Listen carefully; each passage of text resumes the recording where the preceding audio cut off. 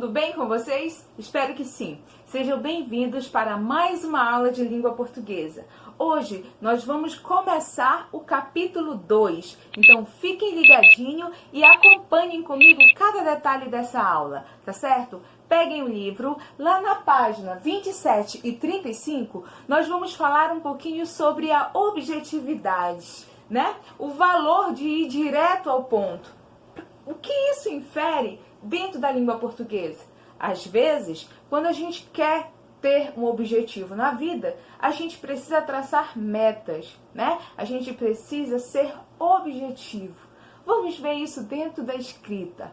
O que é ser objetivo? Ser objetivo é ser grosso em nossas respostas? Vamos acompanhar lá no livro de vocês uma tirinha em quadrinhos, tá? E aí a gente vai analisar a resposta desse personagem. Será que ele agiu de forma grosseira com a mãe dele? Ou será que ele foi objetivo? Acompanhem comigo, tá certo? Olha só, vamos observar que aqui nós temos uma tirinha, né? Em que o Armandinho, nosso personagem principal dessa história, ele desenhou algo na parede, tá certo? A mãe dele pergunta assim: o que é isso na parede da sala? E aí ele responde: um polvo. Vamos analisar, pessoal. Qual parece ter sido o objetivo da mãe de Armandinho ao perguntar sobre o desenho feito na parede da sala? Aí nós temos algumas opções.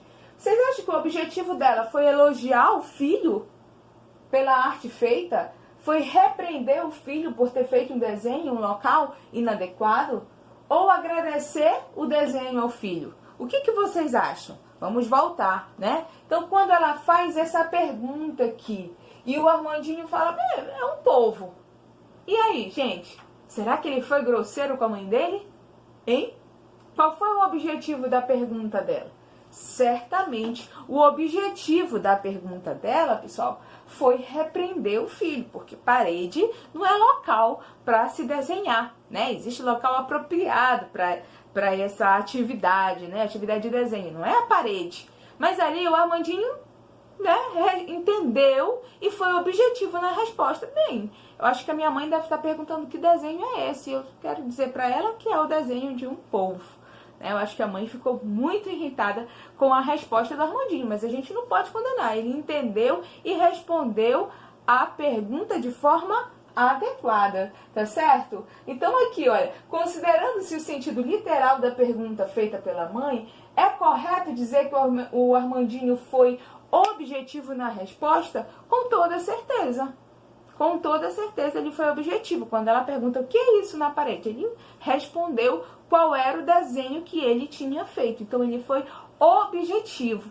Às vezes, né, no nosso dia a dia, as pessoas perguntam algo pra gente e a gente vai responder e a pessoa fica pensando: nossa, foi grossa, né? Foi grosseiro, que resposta mais ríspida. Mas na verdade nós estamos sendo objetivos.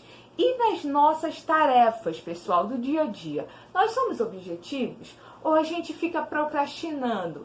Às vezes a gente tem uma atividade para fazer e aí a gente fica: depois eu faço, daqui a pouco eu faço, e o tempo vai passando e a gente acaba não fazendo, né? Então a gente precisa repensar sobre isso. É um excelente tema para a gente fazer essa reflexão, viu? Vamos continuar, né, a nossa atividade.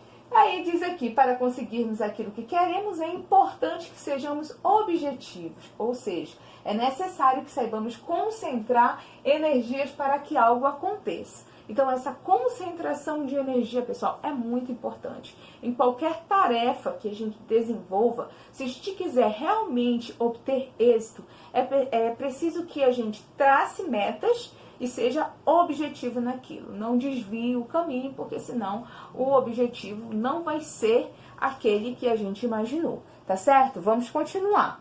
No nosso próximo slide, diz assim: para escrever um texto, é preciso que as palavras transmitam a mensagem sem que haja desvios em relação ao foco. Isso significa não ser prolixo. O que é ser prolixo? Às vezes, quando a gente vai fazer um texto, a gente quer que o texto... A primeira coisa que pergunta para o professor é: professora, quantas linhas? Né? Quantas linhas eu devo fazer esse texto? Então, aquela preocupação com o número de linhas demonstra duas coisas. Primeiro, assim, a sua insegurança diante do tema. Significa que você não tem um bom repertório, ou seja, um bom conhecimento a respeito do tema abordado. E o segundo fator é que corre o risco de você ser prolixo. O que seria esse prolixo? Observem bem, eu tinha uma professora na faculdade que ela costumava dizer: prolixo é a mesma coisa de prolixo, não serve. Então são aquelas coisas desnecessárias, aquelas informações desnecessárias que tem no texto, né? Aquele famoso encher linguiça. A gente fica ali falando, né, a mesma coisa diversas vezes em vários parágrafos. Então isso não é bom, tá? Em contrapartida, quando eu falo em ser mais objetivo, não significa que eu vou ser enxuto no meu texto, né? Porque se eu for enxuto demais, se eu não der detalhes nenhum do meu texto, corre o risco de meu texto ficar sem coesão, sem coerência. Nós já estudamos isso e a gente sabe que são elementos importantes para o entendimento do texto, tá certo? Então, gente, quando eu falo em linguagem objetiva, eu estou falando em concisão. Quando se escreve um texto com objetividade, sem espaços para desvios em relação ao tema, foco, disse que esse texto foi produzido com concisão. Então é muito importante esse elemento para a compreensão do texto. Às vezes a gente começa a falar de um assunto e corre o risco, você lembra, né, de algo e você começa a desenvolver aquele algo que você pensou e de repente se desviou do foco, né? É o que nós da língua portuguesa chamamos de fuga ao tema. Então isso é muito importante, fiquem atentos a isso, tá certo, pessoal? Quando eu falo em texto objetivo, eu falo em um texto imparcial, tá certo, pessoal? Sem opinião. Depois nós vamos trabalhar a subjetividade. Então, observem, objetividade é antônimo de subjetividade. Um texto objetivo é um texto sem interferência pessoal.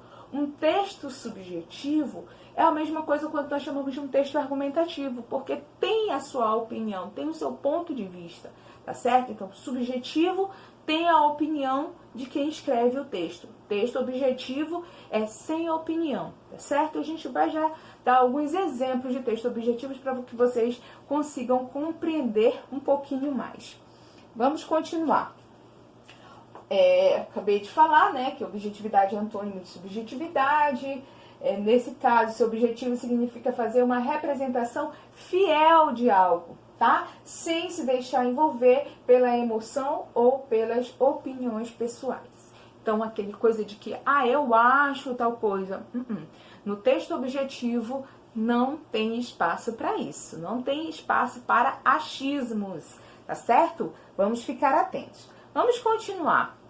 Um dos textos que nós vamos trabalhar aí no livro de vocês, inclusive tem atividade para fazer depois, tá certo? É sobre artigo de divulgação científica, tá? Então diz aqui, o artigo de divulgação científica é um texto que torna mais acessível temas de descobertas científicas.